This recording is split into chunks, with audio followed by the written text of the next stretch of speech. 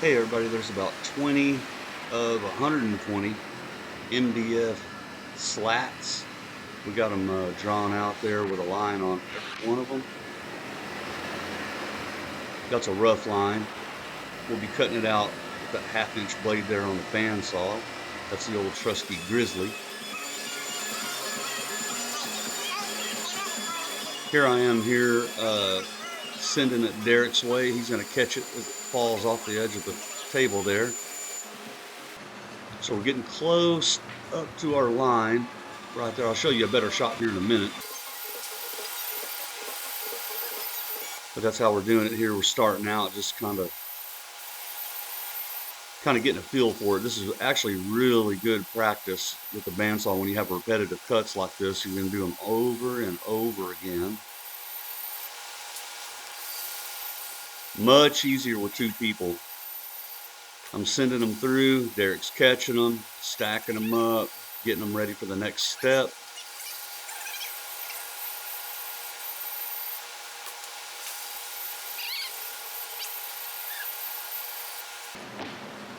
That part didn't take too long. It took about an hour, hour and a half to get all those cut. Here's a really good shot up close. So what I like to do here on the bandsaw, just to stay sharp and stay good on the bandsaw, is do it the same way every time. You can see I'm about an 1/8 inch away from that blade, or I'm sorry, about an 1/8 inch away from my mark. And I'm trying to do it the same way every time. Every time. We don't use the bandsaw every day, so whenever I get a chance to do this, it's always good practice to really concentrate and stay up to date with your skill set. There's a good look, especially these straight runs here. I'm kind of pushing through with my upper arms and my shoulders, and not really using my hands too much other than just to guide it through. There's a jig we made. That's a perfect template of what I want. I want to repeat that piece right there 120 times.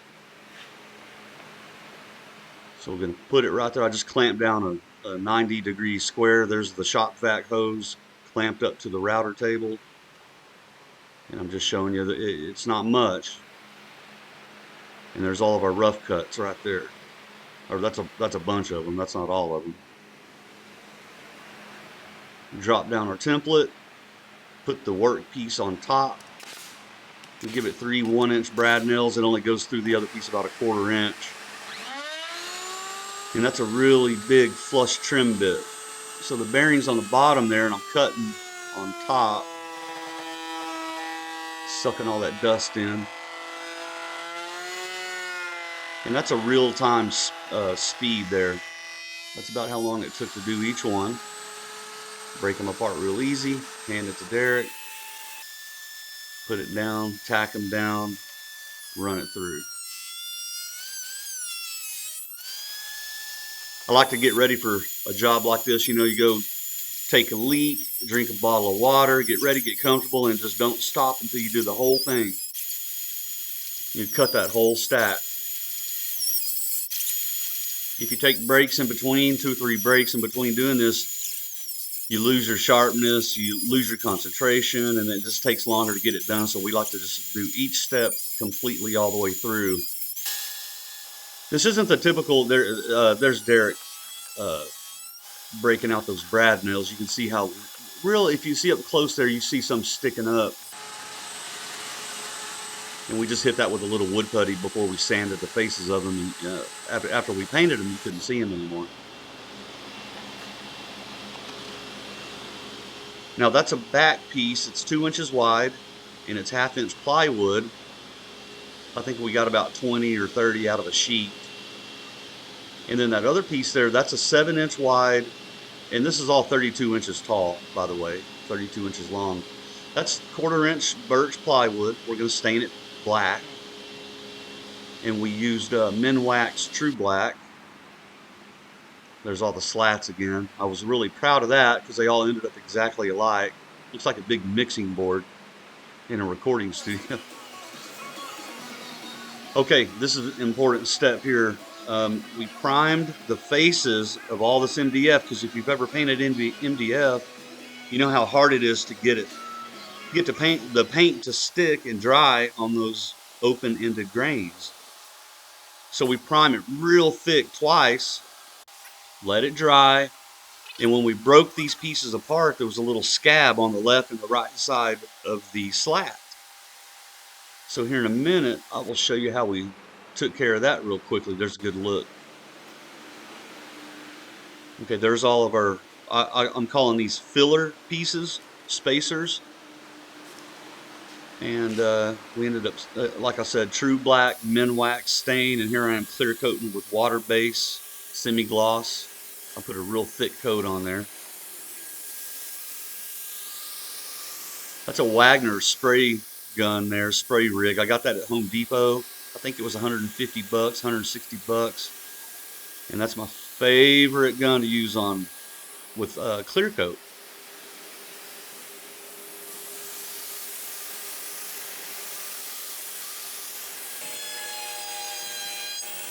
Now this is the left and right side of that slat after the MDF, after the primer dried on the MDF, and we're just rounding over those corners. Now when we round over those corners, it knocks all that piece off that was built up on the sides. There's a real nice close-up look.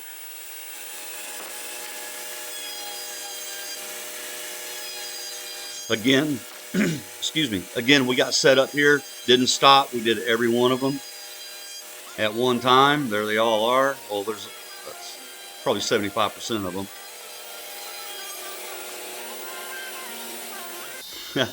We kept shooting video of that because we were impressed by it. Now here's the gold paint. We used a flat yellowish mustard yellow base with a translucent gold on top of that, and it's very, very sparkly, and they wanted a really nice gold color, so that's what we got. Here we are assembling. You can see there's the screws. I screwed those pieces of plywood in from the back like that. We pre-drilled everything and glued them in. So I'm going to slide that, I'm going to call it a flange piece on the left there, behind our spacer, brad nail it in, 2-inch screws on the other side, straight into that wall. Strip of glue, spacer panel, tack it in. Now once we get going on this, it goes real quick. We got 2 of these bars done in a day. This was the first one. And you can see the repetitive motions there. 3 screws, strip of glue, panel, then another slat, sliding that flange behind the previous slat, and we just did that one after the other. You can see all the materials prepped up right above my head there on the bar. Easy access. I like to do everything in the shop that I can do. All the cutting, the forming, the building of just about everything, and then go to the venue and install everything. So we don't spend a month in your place building and getting everything dirty. It's much easier, and we can do more jobs doing it like this. Now this isn't the typical build video that I usually do, but this is what I've been doing lately. That's why I haven't been uploading videos. We've been real busy building stuff like this. Bars, tables, and shelves, and whatever, restaurants and bars, a bunch of commercial work, and it's kept us very busy, and I haven't had time to really do it. So now I think what I'll do is I'll just start uploading videos like this, because this is my new reality. This is what we're doing now. So there we are again. You can see the repetitiveness. We just go over and over and over until we get all the way done. No breaks. Derek's on the other bar right now painting that bottom footrest thing that we're setting the, and we built that as well. And we reframed the corner of that bar to make it round. But he's over there painting the other one black right now while I'm doing this. Here in a minute, he's going to come over here and join me. And it goes even quicker with 2 people.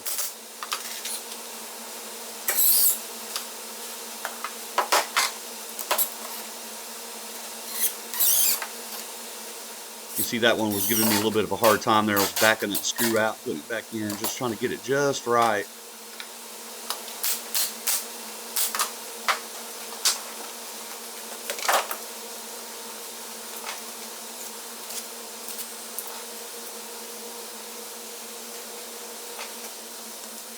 If you guys ever do MDF and you're going to put paint on it, I highly recommend you put some Kills primer on it, a couple of really thick layers of it, and you can paint that stuff the first time you're done.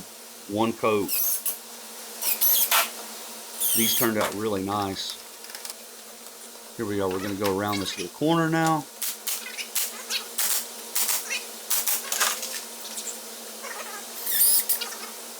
We're downtown Dallas, by the way. This is it's kind of a small live music venue inside of a bigger venue. I don't know if they want me talking about it or whatever, but I'll tell you what it is. I can't really tell you where it is, but there's Dereak with me now.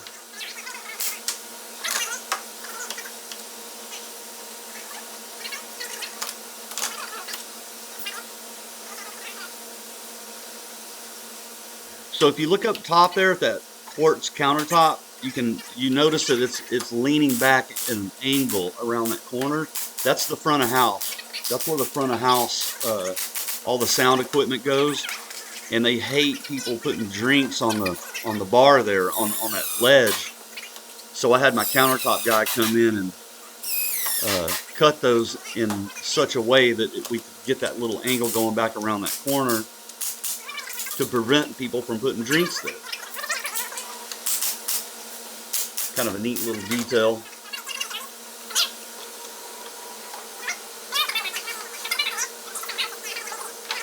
We're getting ready to wrap this bar up here. Kind of taking our time going around that corner. I wanted to make sure it was good looking.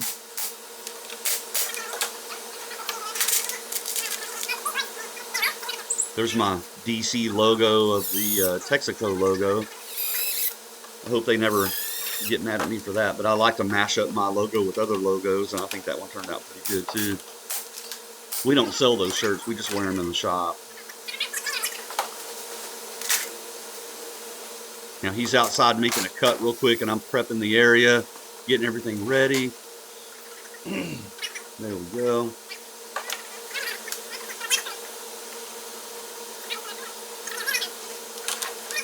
Next week, I'm going to do another video of this actual build here. It's going to be kind of like a wrap-up type video. I'm going to do a little walk around and show you everything we did in this room.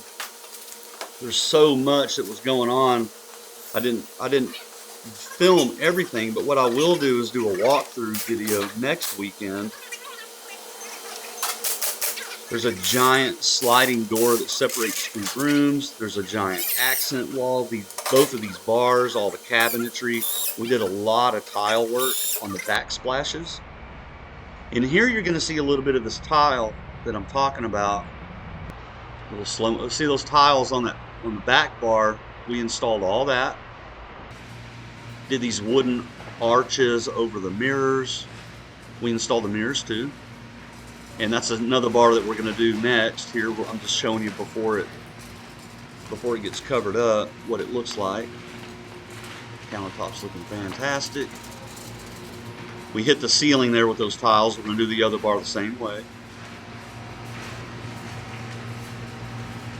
I appreciate everybody tuning in here, checking out this video.